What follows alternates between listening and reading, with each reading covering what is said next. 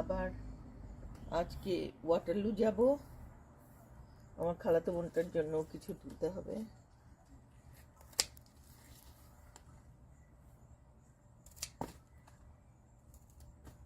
এখন তুলবো আমার 6 নাম্বার ধুন্দুল। ওই গতবারেরটা সবচেয়ে বড় হয়েছিল, এটাও কাছাকাছি। এটা কত 20 ইঞ্চি কাছাকাছি হবে, 18-20 ইঞ্চি, তাই না? এটা একটা ধুন্দুল, আর একটা হয়েছে, ওইটাও তুলে দিই।